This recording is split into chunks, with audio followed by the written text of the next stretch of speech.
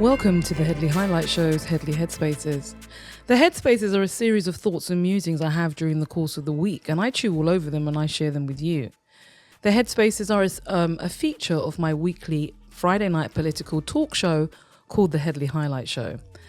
Keir Starmer and his government are asleep at the wheel as the British steel intervention belies an actual industrial policy. Now, before I jump into that headspace, and this is going to be a quick one because this is going to be a series of thoughts that I have.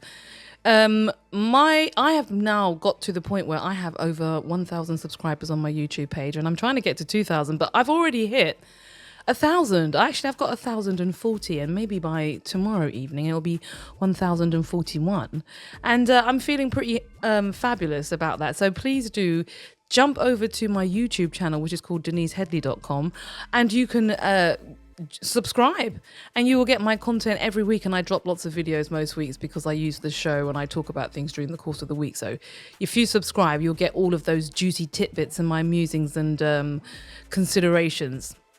In addition to that, you may also wish to visit my website, which is DeniseHeadley.com, where you will find more content where you can feast your eyes on those. And you can also make a donation there. You can donate the price of wings and chips, because I do like 3 wings and chips and a Miranda. And I also like rice, peas, chicken, saltfish and callaloo, patties. I like cake, carrot cake, fruit punch, salad, coleslaw, all of that. That's available at my local Caribbean shop, and you may wish to also sponsor that. Now, let's jump straight back into this headspace now that I've done all the preamble. And just to reiterate, this headspace is called Keir Starmer and his government are asleep at the wheel, and the British steel intervention belies an industrial strategy for the government that was in opposition for the best part of 14 years. You'd think they'd come up with something, wouldn't you? So let's just give a little bit of history about the situation with British Steel. In 2020, British Steel was acquired by a Chinese company called Jingye Group. Initially, they aimed to invest in and revitalise the steelworks, particularly as Scunthorpe was a crucial UK steel production site. Being somewhat thorough, I actually looked for Keir Starmer's industrial policy, and he has a policy on his website called Prosperity Through Partnership. There's a section in here called Pillars of Prosperity, and there's a section in here called Sovereign Capabilities. Now, given that Scunthorpe and Port Talbot, which I'm going to come to, which is the other steel plant that was treated rather terribly under Rishi Sunak's government, given that I think these are the last 2, wouldn't you think these would be seen as sovereign capabilities, which would have a fundamental impact on our ability to defend ourselves, to produce particular types of essential materials? And as part of your industrial strategy, you would have been looking at that. Wrong. Because why British steel does get a mention, or should I say green steel gets a mention, there isn't any mention of what the current capabilities are of those two pieces of infrastructure in terms of steelworks. But in addition to that, they're also in hands of companies that are not British. And that would have been, I think, something that you would have thought about, trying to acquire those important sovereign capabilities. I mean, I think the clue is in the name. Having them within sovereign hands would have probably been a good idea within the state. But that you would have expected that, You wouldn't have expected to see Keir Starmer's government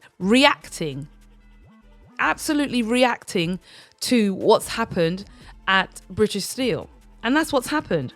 You have the company Jingye acquiring British Steel in 2020 for whatever reasons they're saying. They're saying that they are no longer going to fund the production of British Steel because there are challenges in terms of energy costs. I wonder how we got there. Maybe it was because we blew up the cheap energy supply in Nord Stream numbskulls. Yeah. But that's what they're saying. They're saying that that's the case, and they were demonized in the UK press in the usual way in which we demonize anyone who takes a different trajectory or they're different from us. But aside from that, you had the government suddenly having meetings about what was happening with British Steel. And this is the reason why I'm saying that their reaction belies an industrial strategy. They have an industrial strategy.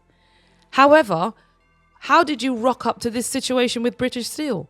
Wouldn't you, as a government who has an industrial strategy where you center sovereign capabilities, would you not have had some sort of a understanding of what was happening with one of those capabilities, which is the steel industry, given that we only had two steel bits of industry left in this country?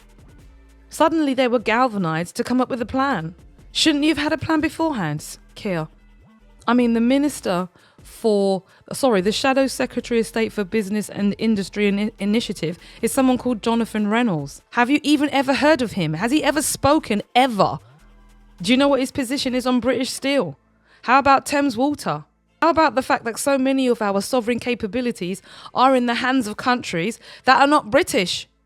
And when they are concerning themselves with national issues, because that's what they're going to do if they've got foreign assets, namely our assets, they will just dispose of us because it's not necessarily in their country's interest. Well, if we had these things in our own state control, we wouldn't be in this position with British Steel. And if we had a government that actually was ahead of itself in terms of its industrial policy, they wouldn't be reacting to things. They would have known what was coming and headed it off at the pass. It's called strategic oversight, Keir and Jonathan Reynolds, who no one even knows who you are. Just some faceless individual in a white shirt and a beard. How many of those do we have in government? Most of them as consequential as yourself, Mr. Reynolds, it would appear. And just in relation to Port Talbot, which was the other company which was owned by Tata Steel, which is a company based in India, yeah? Those blast furnaces didn't get that same attention under Rishi Sunak. And when Keir Starmer came in, did you hear a peep out of him in relation to anything in relation to Port Talbot? How about no? Now he's arguing, well, there were different circumstances, so they required different approaches. No, if you had an industrial strategy, you would have been thinking about that. You would have seen that in your purview, in your rearview mirror, or preferably in front of you. The fact is, the Labour government is filled with a collection of faceless, inconsequential, lacking charisma or vision, automatons, invertebrates, mollusk politicians, career-led, and of no functional use to the public. So I'll be interested to see what happens with Jingye Group and British Steel. Let's not forget this is a red wall seat, and we are approaching the local elections where I'm sure Keir Starmer's army of supporters who are not on the stump are going to get an absolutely bloody nose. So what's your thoughts or your 2 pence on this? Do you think I am being unfair? Am I completely off the mark? Or do you have some degree of agreement with me in relation to the way in which this government seems to only ever react to things? They don't have a plan for anything outside of funding more wars and genocide, of course. Give me your thoughts, your 2 pence, your 3 cities, or your declining dollar price. Jump up all in my comments, send me a DM. Also, you can make a donation at deniseheadley.com, or you can jump into my YouTube channel and become a subscriber. Thank you for listening. This was supposed to be short, but let's face it, I could talk for the country and I'd probably win medals. So see you next week, darlings. Toodle pip and cut.